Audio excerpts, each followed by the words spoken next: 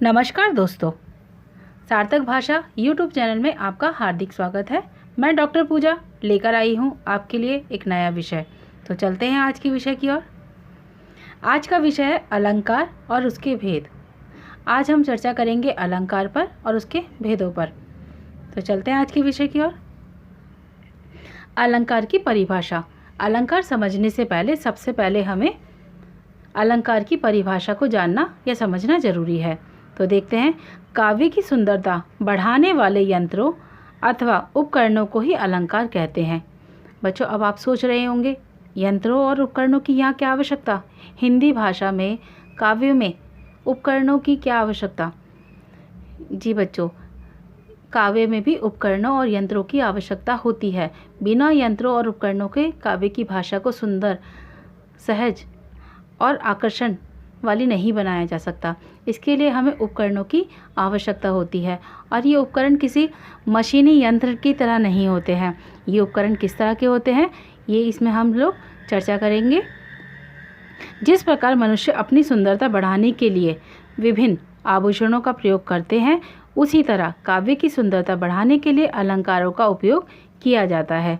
तो जिस प्रकार से एक सुंदर नारी अपने सौंदर्य को और बढ़ाने के लिए सौंदर्य प्रसाधनों का उपयोग करती है, अलंकारों का इस्तेमाल करती है, आभूषणों का इस्तेमाल करती है अपने सौंदर्य को बढ़ाने के लिए, ठीक उसी प्रकार से काव्य की सुंदरता को बढ़ाने के लिए भी हमें अलंकारों की आवश्यकता होती है। यहाँ अलंकारों में हमें किसी प्रकार की कंगन, हार की आवश्यकता नहीं है कि हम कविताओं में वहाँ पे हार बना देंगे, ड्रॉ कर देंगे और या किसी प्रकार की ऑर्नामेंट्स को हम लोग दिखा देंगे तो वो अलंकार अलंकृत हो जाएंगे या काव्य अलंकृत हो जाएगी। नहीं, यहाँ जो अलंकार है उसका जो सौंदर्य है, जो उसका आकर्षण है, वो प्रकट करने का जो तरीका है एकदम भिन्न है, एकदम अलग है। तो उस पर हम चर्चा करेंगे। देखते हैं आगे। सबसे पहले ये समझते हैं कि अलंकार शब्द क्या है, वो कितने शब्दों का योग है। तो अलंकार 2 शब्दों के योग से बना है। पहला है अलम और दूसरा है कार। अलम का अर्थ होता है भूषण या आभूषण, ठीक, और कार का अर्थ होता है सुसज्जित करने वाला, यानी डेकोरेट करने वाला। इस तरह से हम लोग अनुमान लगा सकते हैं। तो अतः काव्यों को शब्दों व दूसरे तत्वों की मदद से सुसज्जित करने वाला ही अलंकार कहलाता है। तो बच्चों समझे अब कि अलंकार का क्या मतलब है, कि काव्य को किस प्रकार से सुंदर बनाया जाता है। शब्दों के द्वारा या दूसरे तत्वों की मदद से ही हम काव्य को सुंदर बनाते हैं या आकर्षित बनाते हैं, वही हमारे अलंकार हैं। तो आगे चलते हैं। अलंकार के भेद। अलंकार के 3 भेद होते हैं, शब्द अलंकार, अर्थ अलंकार और उभय अलंकार। तो आज जो हम लोग अलंकार पढ़ने वाले हैं वो है शब्द अलंकार। आज हम विस्तृत चर्चा करेंगे शब्द अलंकार पर। तो चलते हैं। सबसे पहले हम लोग जानेंगे कि शब्द अलंकार की परिभाषा क्या होती है, उसे किस प्रकार से समझा जाता है। जो अलंकार शब्दों के माध्यम से काव्य को अलंकृत करते हैं वे शब्द अलंकार कहलाते हैं। बच्चों ध्यान देना, जो शब्दों के माध्यम से यानी जिन शब्दों के माध्यम से काव्य को अलंकृत करते हैं वही हमारे शब्द अलंकार होते हैं। यानी शब्दों के आधार पर ही इन अलंकारों को हम लोग अलंकृत करते हैं। यानी किसी काव्य में कोई विशेष शब्द रखने से सौंदर्य आए और कोई पर्यायवाची शब्द रखने से लुप्त हो जाए तो यह हमारा शब्द अलंकार होता है। अब देखते हैं शब्द अलंकार के कितने भेद होते हैं। जिस प्रकार से अलंकार के 3 भेद हैं, ठीक उसी प्रकार से शब्द अलंकार के भी 3 भेद होते हैं। पहला है अनुप्रास अलंकार, दूसरा यमक अलंकार और तीसरा श्लेष अलंकार। तो पहले चर्चा करेंगे हम अनुप्रास अलंकार पर, उसकी परिभाषा देखेंगे, उसके उदाहरण देखेंगे, उदाहरण को समझने के लिए उनके नियम देखेंगे कि किस प्रकार से हम लोग अनुप्रास अलंकार की पहचान कर सकते हैं। यदि एग्ज़ाम में आपसे पूछा जाए कि अनुप्रास अलंकार का उदाहरण लिखिए या पहचानिए, तो कम से कम आप उसे पहचान भी सकते हैं और उसका उदाहरण लिख भी सकते हैं। तो किस प्रकार, तो देखते हैं। जब किसी काव्य को सुंदर बनाने के लिए किसी वर्ण की बार बार आवृत्ति होती है। बच्चों ध्यान देना, यहाँ पे वर्ण की बात की जा रही है, अक्षर की बात की जा रही है, शब्द की नहीं। तो किसी एक वर्ण के आधार पर, यानी एक वर्ण की या किसी वर्ण की बार बार आवृत्ति होती है। आवृत्ति का मतलब होता है दोहराना, रिपीट करना, बार बार एक ही वर्ण का आना। तो वह हमारा अनुप्रास अलंकार कहलाता है। किसी विशेष वर्ण की आवृत्ति से वाक्य सुनने में सुंदर लगता है। और इस प्रकार से जो वर्ण की आवृत्तियाँ होती हैं बार बार, उससे सुनने में सुंदर लगता है। तो उदाहरण देखते हैं। चारों चंद्र की चंचल किरणें खेल रही थी जल थल में। तो यहाँ पर चारों चंद्र की चंचल किरणें खेल रही थी जल थल में। तो अगर आप ध्यान देंगे तो बच्चे कौन से वर्ण की आवृत्ति बार बार हो रही है? च की। चारों में भी च है, चंद्र में भी च है, चंचल में भी च है। तो एक ही पंक्ति में आपको 3 बार च की आवृत्ति दिखाई दे रही है। तो इस आधार पे हम लोग कह सकते हैं कि ये अनुप्रास अलंकार का ही उदाहरण है। आगे देखते हैं। अब यहाँ पे कुछ और उदाहरण दिए हैं मैंने, इनको समझने की कोशिश करते हैं कि क्या सचमुच में ये अनुप्रास अलंकार के उदाहरण है या नहीं है। तो हम लोग इनको समझेंगे कि ये किस प्रकार से अनुप्रास अलंकार के उदाहरण हैं। मुद्रित महापति मंदिर आए, सेवक सचिव सुमंत बुलाए। अब देखो यहाँ 2 पंक्तियाँ दी गई हैं। पहली पंक्ति में म की जो आवृत्ति है वो 3 बार हो रही है और दूसरी पंक्ति में स की आवृत्ति 3 बार हो रही है।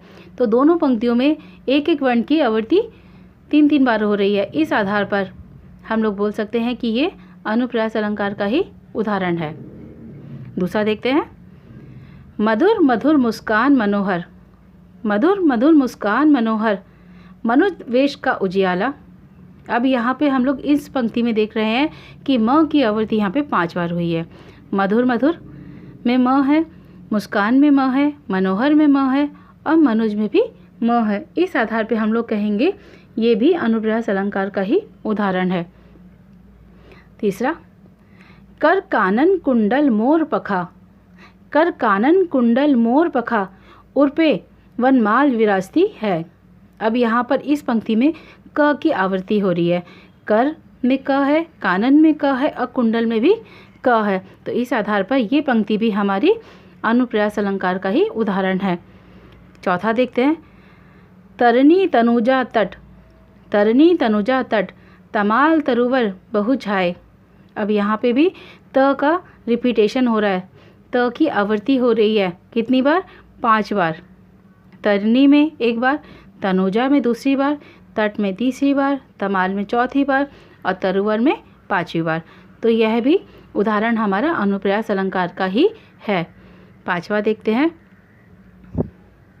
कालिंदी कुल, कालिंदी कुल कदम की डारन, कालिंदी कुल कदम की डारन। अब इस पंक्ति में भी हम लोग क्या देख रहे हैं कि क की जो आवृत्ति है वो 3 बार हुई है। कालिंदी में 1 बार, कालिंदी नदी का नाम है, कुल मतलब किनारा और कदम पेड़। तो यहाँ पर तीनों में 1-1 बार क आया है, यानी 3 बार क आया है। तो इस आधार पर ये हमारा अनुप्रास अलंकार है। आगे चलते हैं। ये कुछ और उदाहरण है। छठा है। कायर क्रूर कपूत, कायर क्रूर कपूत, कुचले यूं ही मर जाते हैं। तो यहाँ पर भी क की आवृत्ति हो रही है।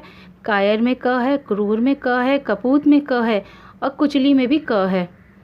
कुचली का मतलब होता है दांतों से कुचलने, ऐसे दांत जिनसे कुचला जा सकता है, काटा जा सकता है। तो यहाँ पे आप अनुप्रास अलंकार का उदाहरण देख रहे हैं। कंकण किंकिण नुपुर हुनी सुनी। तो अब यहाँ पे भी क की आवृत्ति हो रही है 2 बार। 8वां देखते हैं। बल बिलो की बहुत मेज बचा, बल बिलो की बहुत मेज बचा। यहाँ पर ब की आवृत्ति 3 बार की जा रही है या 3 बार हो रही है। इस आधार पर यह भी उदाहरण हमारा अनुप्रास अलंकार का ही है। 9वां देखते हैं। कानन कठिन भयंकर भारी, कानन कठिन भयंकर भारी, घोर घाम बारी वयारी। अब इस पंक्ति में हम लोग अलग अलग वर्णों की आवृत्ति देख रहे हैं। पहली पंक्ति में हमें क और भ दोनों की आवृत्ति 2 बार दिखाई दे रही है। कानन में क और कठिन में क तो 2 हो गए। भयंकर और भारी में भी भ है तो वहाँ पे भी 2 भ हो गए। घोर और घाम में भी घ है, वहाँ पे भी आवृत्ति हो रही है। तो इस प्रकार से ये उदाहरण भी हमारा अनुप्रास अलंकार का ही है। मुझे उम्मीद है कि कम से कम आप अनुप्रास अलंकार को अब समझ भी सकते हैं, समझ चुके होंगे और इसको आराम से लिख भी सकते हैं और पहचान भी सकते हैं। यदि परीक्षा में इससे संबंधित अगर कोई प्रश्न आता है तो आप उदाहरण भी दे सकते हैं और उदाहरण को पहचान भी सकते हैं कि कौन सा उदाहरण है या कौन सा अलंकार है। तो अब आगे चलते हैं। अब बात करते हैं यमक अलंकार की। यमक अलंकार और अनुप्रास अलंकार में ज़्यादा अंतर नहीं है, अंतर है तो एक जगह वर्ण का और दूसरी जगह शब्द का। तो अनुप्रास अलंकार में हम लोग देखते हैं कि वर्णों की आवृत्ति होती है, लेकिन यमक अलंकार में शब्दों की आवृत्ति होती है और एक ही शब्द 2 बार आता है और दोनों ही बार उस शब्द का अर्थ एकदम भिन्न होता है। देखते हैं, जिस प्रकार अनुप्रास अलंकार में किसी एक वर्ण की आवृत्ति होती है, उसी प्रकार यमक अलंकार में काव्य का सौंदर्य बढ़ाने के लिए एक शब्द की बार बार आवृत्ति होती है। 2 बार प्रयोग किए गए शब्द का अर्थ अलग हो सकता है। जैसे अब यहाँ पे उदाहरण देखेंगे, काव्य की एक पंक्ति दी गई है, काली घटा का घमंड घटा। अब यहाँ घटा घटा 2 शब्द दिए हैं और दोनों ही शब्दों का अर्थ एकदम अलग है। एक जगह घटा का मतलब है कम हो जाना और दूसरी जगह घटा का अर्थ है बादलों वाला यानी मेघ वाला। यहाँ घटा शब्द की आवृत्ति 2 भिन्न भिन्न अर्थ में हुई है। पहली घटा शब्द का वर्षा काल में उड़ने वाली मेघमाला के अर्थ से है और दूसरी बार घटा का अर्थ कम होना या घटना, डिक्रीज होना, अतः यह यमक अलंकार है। तो इस प्रकार से हम लोग बोल सकते हैं कि जब एक ही शब्द 2 बार आए और दोनों बार उसका अर्थ अलग हो तो वो हमारा यमक अलंकार होता है। यमक अलंकार को समझने के लिए हम थोड़े और उदाहरण देखते हैं। यमक अलंकार के उदाहरण, कनक कनकते 100 गुणी, मादकता अधिकाय, या खाए बरात नर, या पा बराए। यानी कनक कनक, यहाँ पे 2 बार कनक शब्द का प्रयोग किया गया है। इस पद में कनक शब्द का प्रयोग 2 बार हुआ है। प्रथम कनक का अर्थ सोना और दूसरे कनक का अर्थ धतूरा है, अतः कनक शब्द का 2 बार प्रयोग और दोनों बार अलग अर्थ है। तो यहाँ पे पहले कनक का अर्थ हो गया सोना और दूसरे का हो गया धतूरा। तो इस आधार पर भी ये हमारा यमक अलंकार ही है। अगला उदाहरण देखते हैं, माला फेरत जुग गया, माला फेरत जुग गया, फिरा न मन का फेर, कर का मन का डारी दे, मन का फेर। अब यह मन का शब्द जो है उसका 2 बार प्रयोग किया गया है और दोनों ही बार उसका जो अर्थ दिया गया है एकदम भिन्न दिया है, अलग दिया है। तो इस आधार पर भी ये क्या है, हमारा यमक अलंकार है। लेकिन पहला जो मन का है उसका अर्थ है माला के मोती और दूसरा जो मन का है उसका आशय या उसका अर्थ है हमारे मन की भावनाएं, हमारे हृदय की भावनाएं, उसके विषय में कहा गया है। और उदाहरण देखते हैं, 3 बेर खाती थी, वह 3 बेर खाती है। यहाँ बेर शब्द का 2 बार प्रयोग किया गया है। पहली बार जो बेर शब्द है उसका प्रयोग किसके लिए किया गया है, दिन में 3 बार खाने से, यानी 3 बार जब आप खाना खाते हो सुबह दोपहर और शाम, तो ये 3 बेर हो गया यानी 3 बार खाना। और दूसरे बेर का अर्थ क्या है, एक फल से, जिसे हम लोग बोर भी कहते हैं। तो यहाँ पर पहले बेर का अर्थ हो गया दिन में 3 बार यानी बार शब्द का, और दूसरे बेर का अर्थ क्या है, किसी फल से संबंधित बताया गया है। तो इसलिए यहाँ पर भी यमक अलंकार उत्पन्न हो रहा है। ये भी उदाहरण देखते हैं, कहे कवि बैनी बैनी बयाल की चतुराई लीनी। अब यहाँ पे बैनी जो शब्द है 2 बार प्रयोग किया गया है। एक बार बताया गया है कि वो कवि के लिए कहा गया, कवि की ओर संकेत कर रहा है, और दूसरी बार जो हम लोग बालों की चोटी बनाते हैं, वेनी बनाते हैं, उसी के लिए कहा गया है। तो एक ही शब्द के 2 अलग अर्थ मिल रहे हैं। इस आधार पर ही भी ये यमक अलंकार है। यमक अलंकार के और भी उदाहरण देखते हैं हम। केकी रब की नुपुर ध्वनि सुन, केकी रब की नुपुर ध्वनि सुन, जगती जगती की मुख प्यास। तो यहाँ पर भी 2 बार जगती जगती का प्रयोग किया गया है, दोनों बार अलग अर्थ है। आगे और उदाहरण देखते हैं, बर जीते सर मैन के ऐसे देखे मैं ना, हरिणी के नैनान ते, हरिणी के ये नैन। तो यहाँ पे हरिणी हरिणी 2 बार का प्रयोग किया गया है, दोनों का भिन्न अर्थ है। अगला उदाहरण देखते हैं, तोपर वारो उर्वशी, तोपर वारो उर्वशी, सुन राधिके सुजान, तू मोहन के उर्वशी हवे उर्वशी समान। तो यहाँ पे भी बसी वसी जो है 2 बार शब्द का प्रयोग किया गया है, दोनों बार अलग अर्थ है। जेते तुम तारे तेते नभे न तारे हैं। तो यहाँ तारे शब्द 2 बार प्रयोग किए गए हैं, तो ये भी यमक का ही उदाहरण है। तीसरा देखते हैं, भर गया जी हनीफ जी जी कर। अब यहाँ पे बोल रहे हैं भर गया जी हनीफ जी जी कर, थक गए दिल के चाक सी सी कर, यूँ जिए जिस तरह उगे सबज, रैग जारों में ओस पी पी कर। तो यहाँ पर 3 पंक्तियों में, पहली पंक्ति में जी जी कर, दूसरे में सी सी कर और अंतिम पंक्ति में पी पी कर दिए हैं। तो इस आधार पर यहाँ पर यमक अलंकार उत्पन्न हो रहा है। तो हम लोग कह सकते हैं ये पंक्तियाँ यमक अलंकार का ही उदाहरण है। अब देखते हैं तीसरा और अंतिम श्लेष शब्दालंकार का उदाहरण। यहाँ पर शब्दालंकार का जो तीसरा भेद है श्लेष अलंकार, उसके विषय में जानेंगे, विशेष चर्चा करेंगे, उसके उदाहरणों को भी देखेंगे। तो पहले इसकी परिभाषा समझते हैं। श्लेष अलंकार अनुप्रास और यमक दोनों अलंकारों से भिन्न है। श्लेष अलंकार में एक ही शब्द के भिन्न अर्थ होते हैं। अब यहाँ पे बोला जा रहा है श्लेष अलंकार में एक ही शब्द के भिन्न अर्थ होते हैं। बच्चों ध्यान देना, अनुप्रास अलंकार में एक ही वर्ण बार बार आता है और यमक अलंकार में एक शब्द 2 बार आता है, दोनों बार उसका अलग अर्थ होता है। और यहाँ पर श्लेष अलंकार में एक ही शब्द के 2 भिन्न अर्थ होते हैं।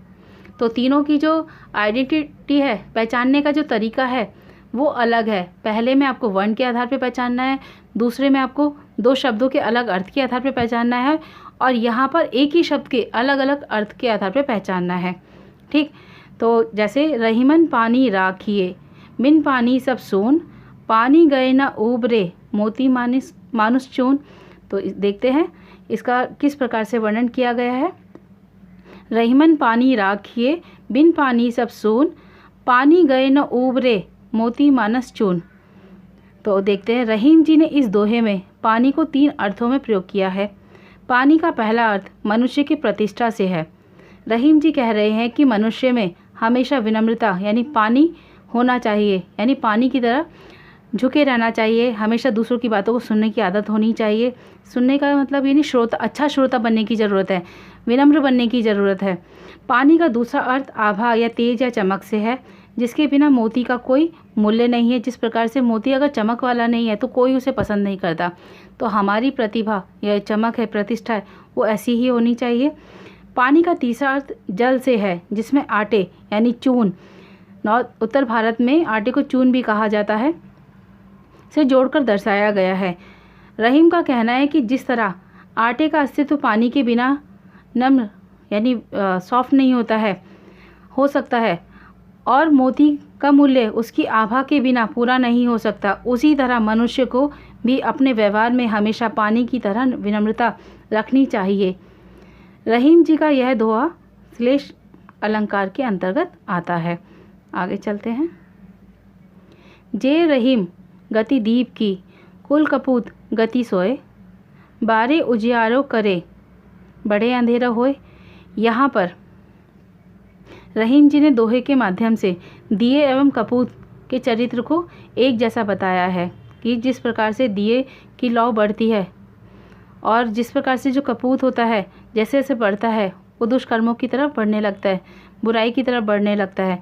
तो क्या बोलते हैं, कपूत के चरित्र को एक जैसा दिखाने का प्रयास किया है।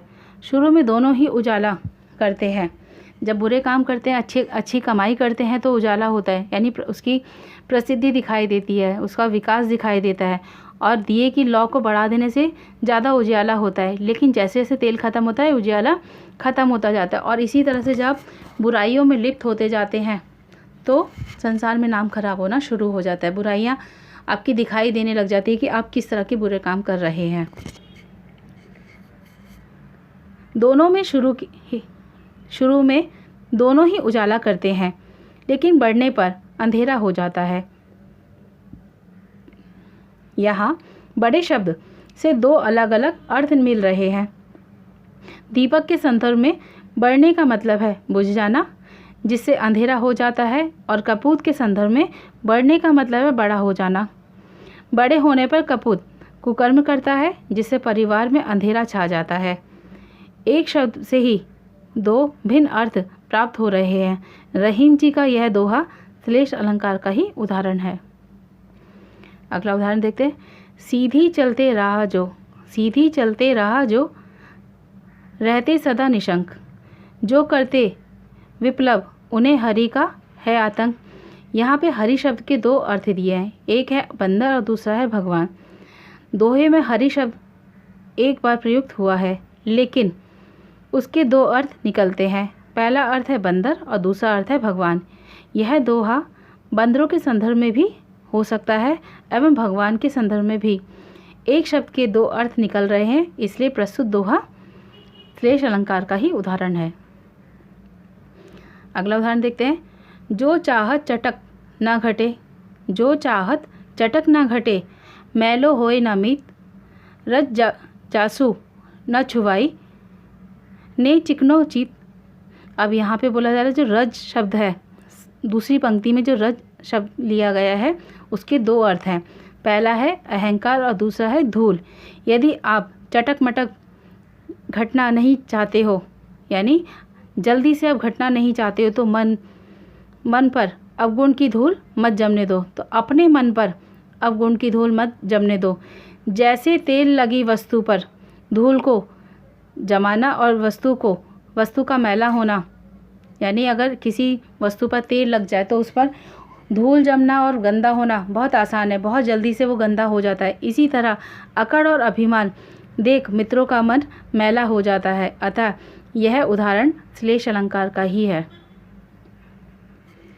जो घनीभूत पीड़ा थी मस्तक में स्मृति सी छाई, दुर्दिन में आंसू बनकर आज बरसने आई। यहाँ पर घनीभूत और दुर्दिन, यहाँ घनीभूत शब्द के दो अर्थ हैं। पहला अर्थ है मनुष्य के हृदय में कुछ समय से एकत्रित पीड़ा। घनीभूत यानी कि उसके मनुष्य के मन बहुत दिनों से एक पीड़ा, एक दर्द इकट्ठी हो चुकी है जो अब आंसुओं के रूप में बह निकली है। दूसरा है मेघ यानी बादल।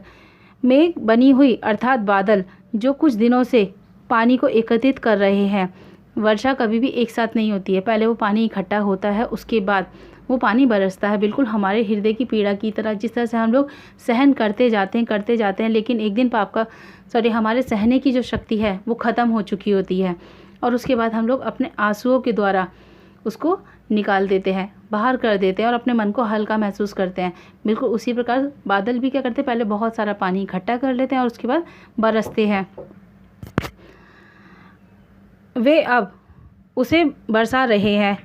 इन पंक्तियों में दुर्दिन शब्द के भी दो अर्थ हैं। पहला अर्थ है बुरे दिन, जब दुखों के कारण आंसू उमड़ जाते हैं।